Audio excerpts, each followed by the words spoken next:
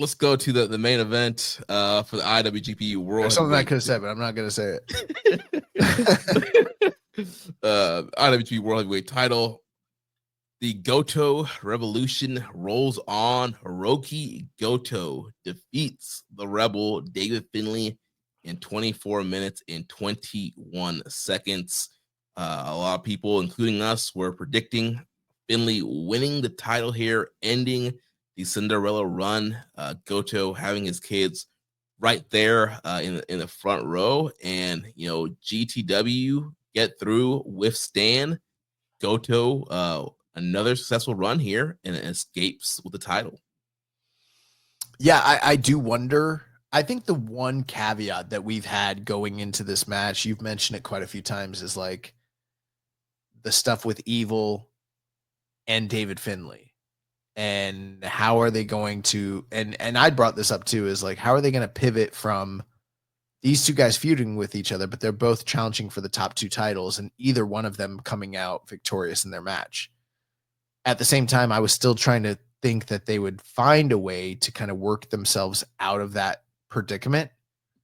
But just on its face, you kind of had to imagine, like, if they're going to continue to feud, both of them kind of needed to lose realistically, unless you wanted to put that on ice and then get back to it in the future, which is certainly not the case.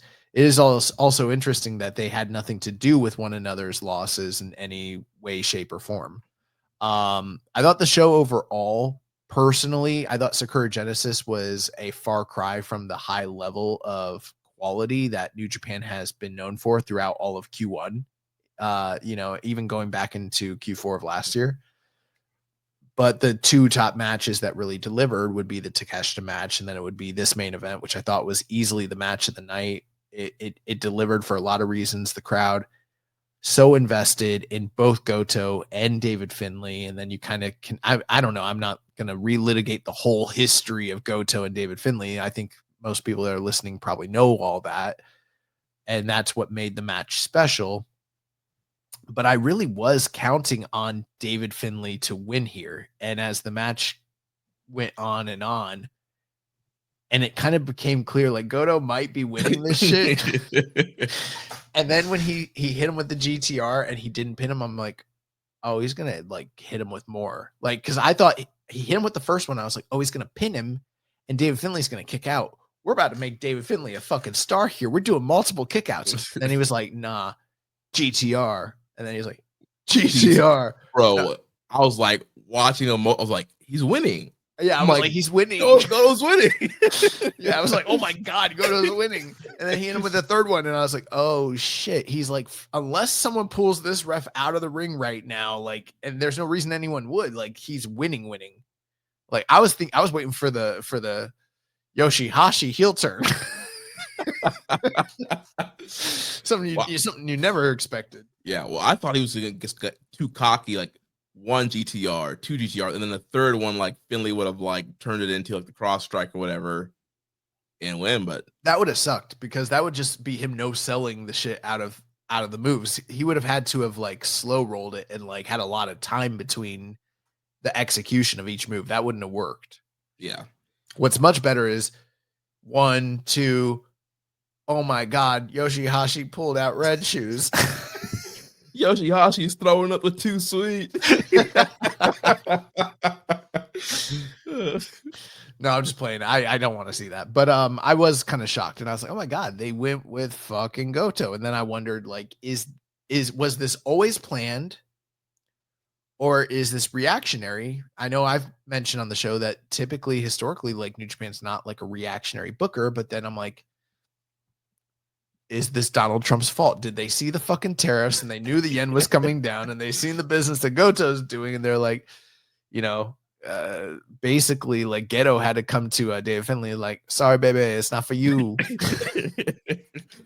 I know we promised you this 2 years in a row, but first time you got sick. That wasn't my fault. This time, we gotta make money moves. The global market's down. Like, we gotta go with a trusted source. You know what I'm saying?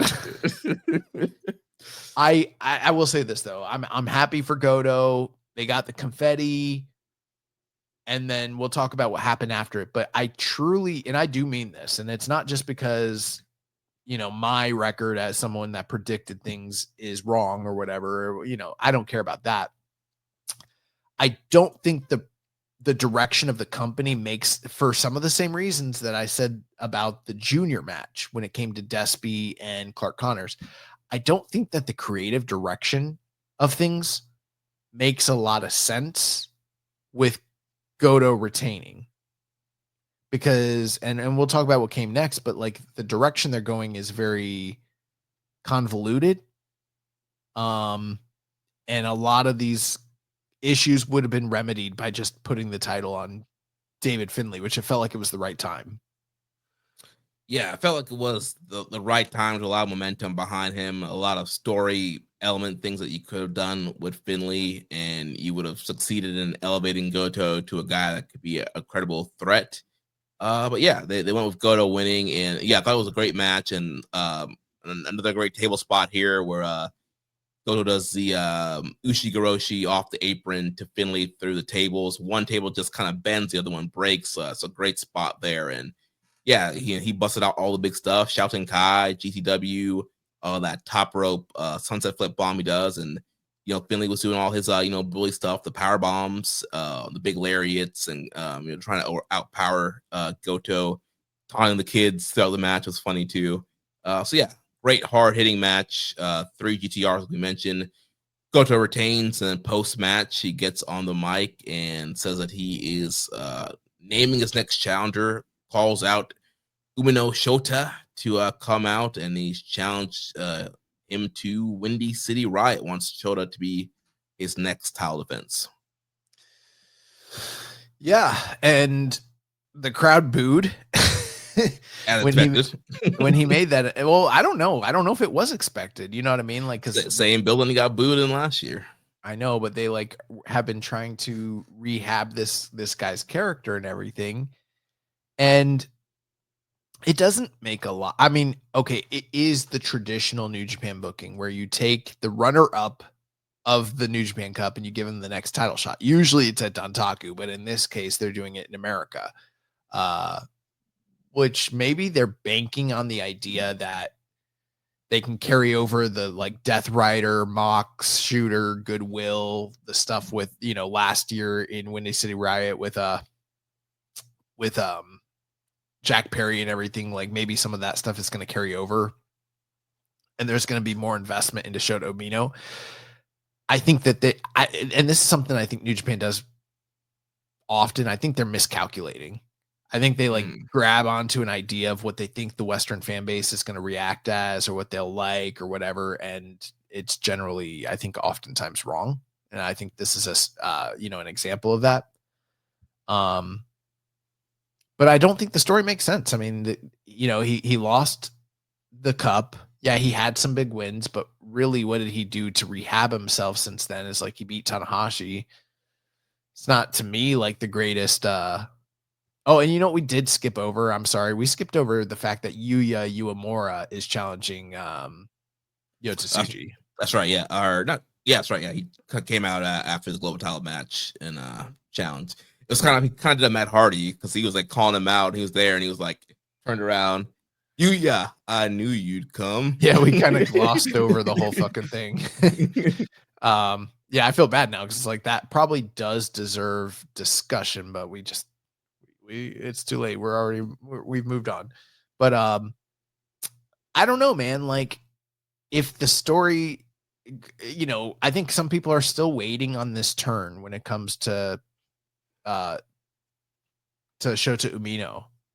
And there is the news that like Young Blood has wrapped up with WXW. You kind of have to wonder if like that's what we're getting ready to gear up for in Chicago.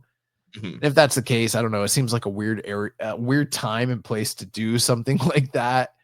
Is a title change between 2 Japanese wrestlers in America.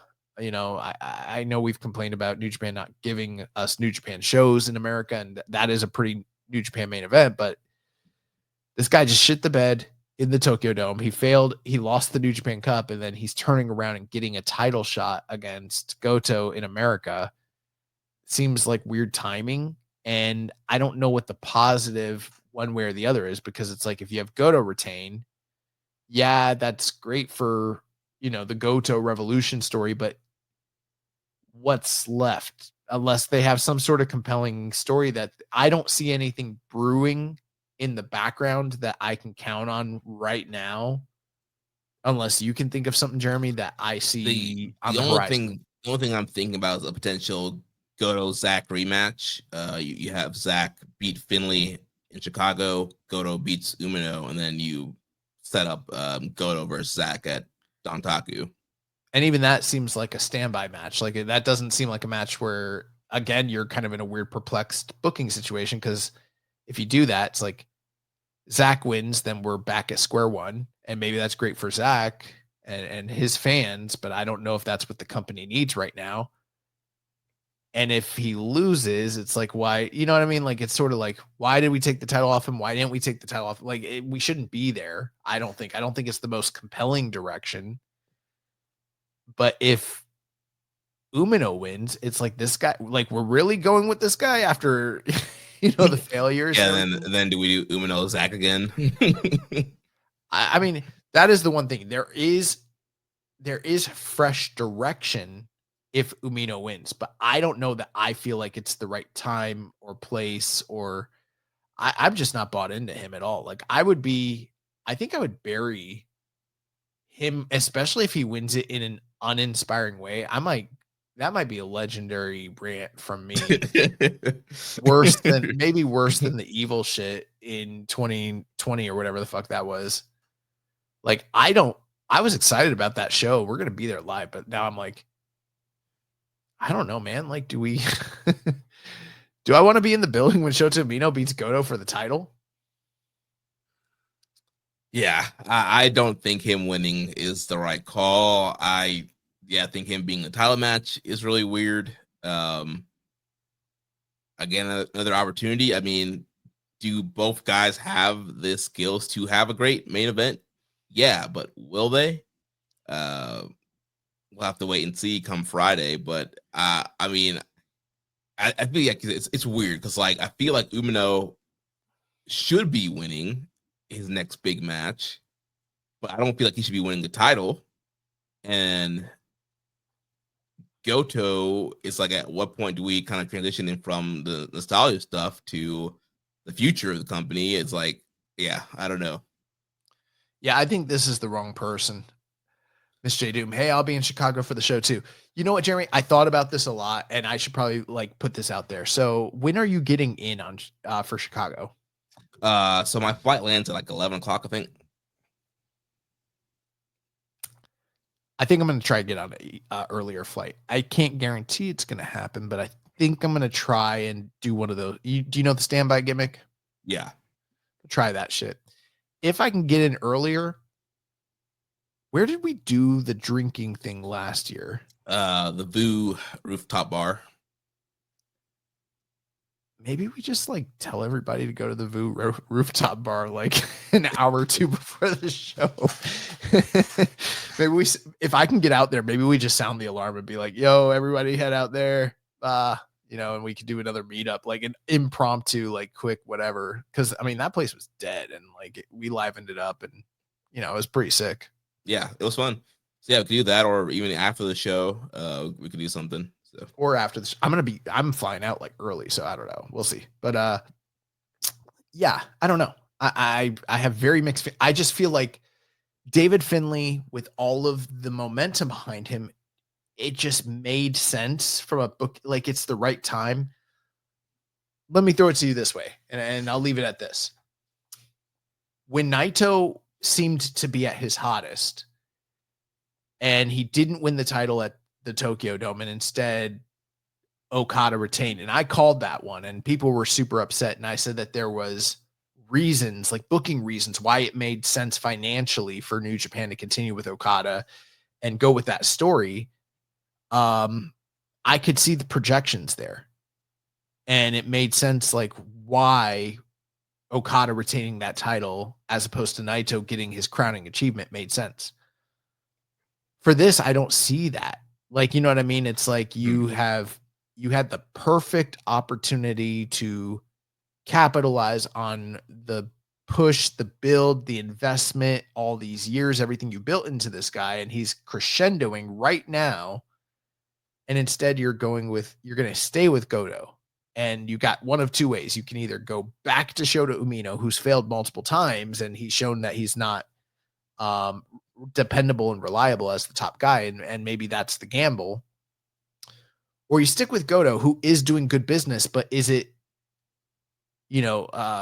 immediacy where like it feels good for now, but I don't think there's long legs to the Goto run the same way that like an Okada doing the like V12 story had. Like it just, I don't see the upside here. I think at some point you run the risk of it being too much nostalgia, and you run the risk of becoming Pro Wrestling Noah, where you just have a bunch of old guys on top with the belt, and the younger guys are not getting over. Like, I think at some point we need to find a young guy that can beat Goto, and we kind of get back to pushing the younger guys. Well, I'm okay if the story is him continuing, right? Like that was okay. They did that. That was okay. It's that Umino is the next guy, because now you've booked yourself into a really weird conundrum where it's like Umino can't afford to take another loss, but the company I don't think can afford for him to win. Yeah, well, unless the loss is what he snaps, because he wants to be the leader of Hontai, so he has a chance now to beat Goto, win the belt, and become the leader, and then maybe he loses, and that's what snaps, and then young blood comes back or whatever, and he does his whole and creates his own thing. I guess, but then I'm wondering, like, okay, then what is the long-term creative direction for Goto beyond this? Like, do I see anything on the horizon? And I know you mentioned Zach, but should Zach be turning around and beating David Finlay like in short succession to get that win back like right away? Like that also to me, I don't know, that doesn't sound, I don't know, that doesn't make a lot of sense. So I liked the match. I don't like the direction of it. Maybe I'll be wrong in the long run, but I feel pretty confident. And I don't usually stick to something like this, but I feel confident that this was the right time for I was gonna say Drew McIntyre, for David Finlay to win this title. Yeah. And I don't know if they're gonna run into the same opportunity for the right timing for him like this ever again. Yeah, I feel like he's a guy that could easily go to either WWE or AW the next year or two, and maybe I also could feel like that they'll never get this perfect timing for him ever again. Like this was something that might have been pivotal for him, and I think he could be a difference maker for the company given the right set of circumstances. And I feel like they might have missed it. Yeah. So it's like we're going with Shooter for really. We had some questions here. We kind of touched on some of it, so if we've touched on it, I'm just going to skip the question. First, Rambone says, who do you think will be holding the world title heading into the G1 this year? Will the Goto revolution continue? I don't think so, but maybe. It seems weird, but hey, business is popping. Maybe a Goto G1 tour is what the company needs. Fauci says, you think they're trying to belt up Shota stateside because they're worried a local crowd would throw batteries at him or something? Maybe, but I think that they might get not quite the reception that they're anticipating here either.